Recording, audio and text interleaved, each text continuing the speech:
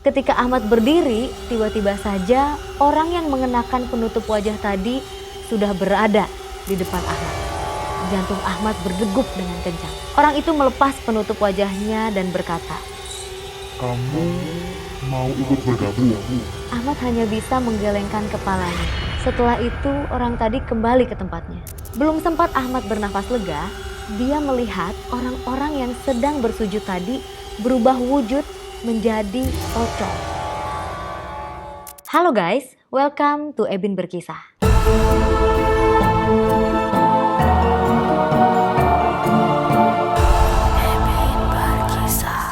Hari ini aku mau bacain lagi cerita mistis lainnya yang dialami oleh para musisi. Nah, udah ada lagi nih cerita yang masuk ke email aku. Yuk kita cek. Cerita kali ini dikirim oleh Ahmad. Halo Ebin, perkenalkan nama saya Ahmad. Saya mau menceritakan pengalaman horor semasa remaja dulu. Oke, mari kita baca bareng-bareng ceritanya Ahmad.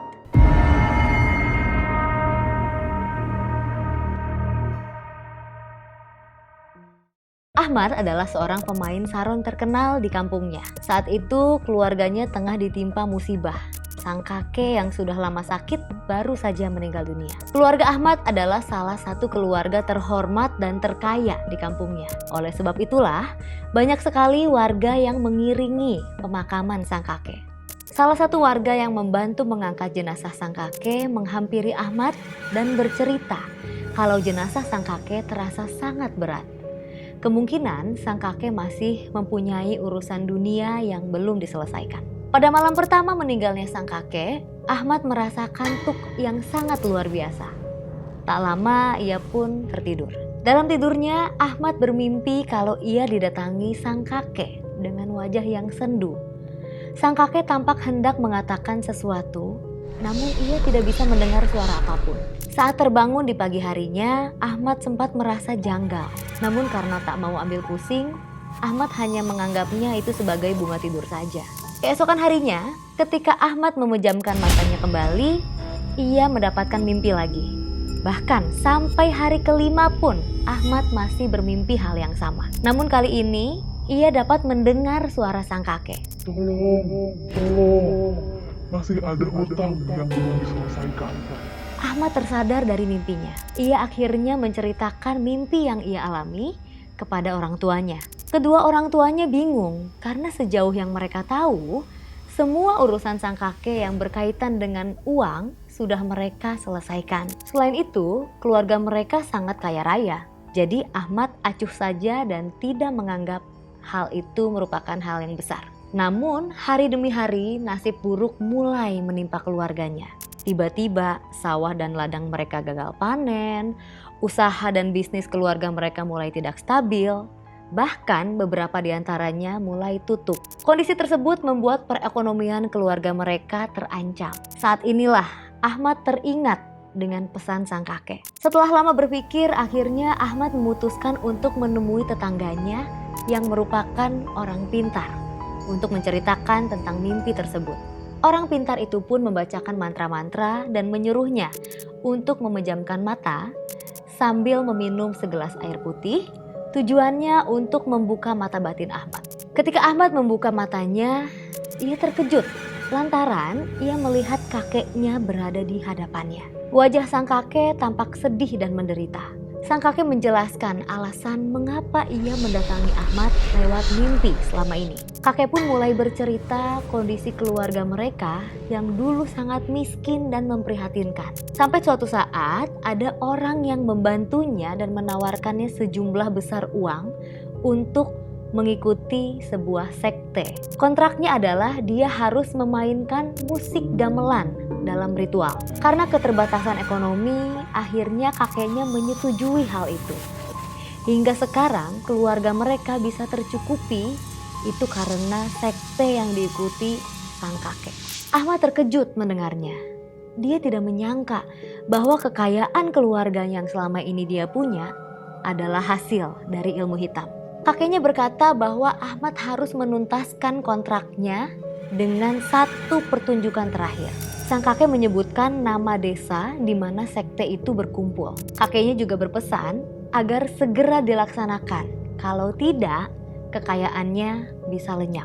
Akhirnya Ahmad terpaksa mencari desa tersebut. Desa yang dimaksud bukanlah sembarang desa, melainkan sebuah desa gaib tempat pertemuan sekte itu. Hari menjelang malam, Ahmad akhirnya menemukan desa tersebut.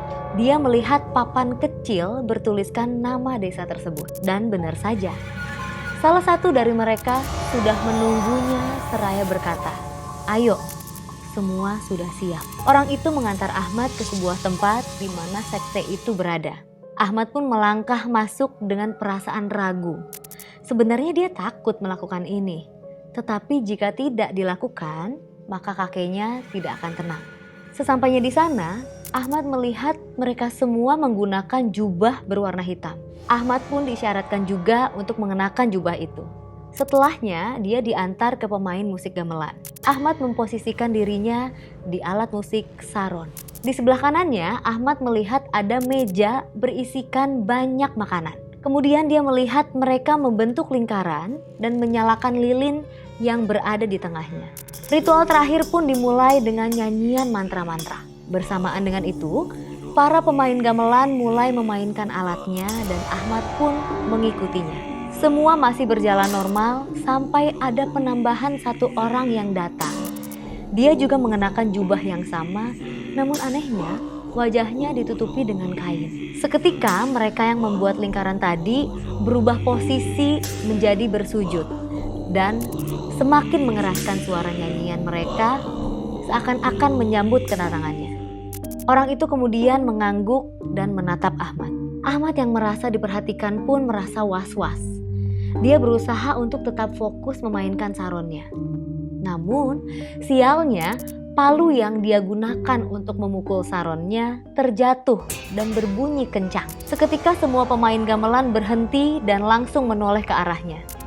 Buru-buru Ahmad langsung mengambilnya. Ketika Ahmad berdiri, tiba-tiba saja orang yang mengenakan penutup wajah tadi sudah berada di depan Ahmad. Jantung Ahmad berdegup dengan kencang. Orang itu melepas penutup wajahnya dan berkata, Kamu mau ikut bergabung? Ahmad hanya bisa menggelengkan kepalanya. Setelah itu orang tadi kembali ke tempatnya. Belum sempat Ahmad bernafas lega, dia melihat orang-orang yang sedang bersujud tadi berubah wujud menjadi pocong. Bersamaan dengan itu, musik gamelan dan nyanyian mantra mereka kembali terdengar. Ahmad sangat ketakutan. Dia memainkan saronnya dengan tangan yang gemetar. Ahmad menundukkan kepalanya supaya menghilangkan sedikit rasa takutnya dan berharap bisa segera menyelesaikan ritual itu. Tak lama kemudian ritual berakhir dan semua orang-orang di sana kembali normal. Ahmad yang sudah gemetar ketakutan itu pun meminta izin untuk segera pulang. Namun salah satu anggota sekte menghampirinya dan mengangkat kepala Ahmad agar menghadapnya. Anggota sekte itu mengajak Ahmad agar mengikuti jejak sang kakek untuk mengikuti sekte agar mereka bisa melanjutkan hidupnya yang bergelimang dengan harta.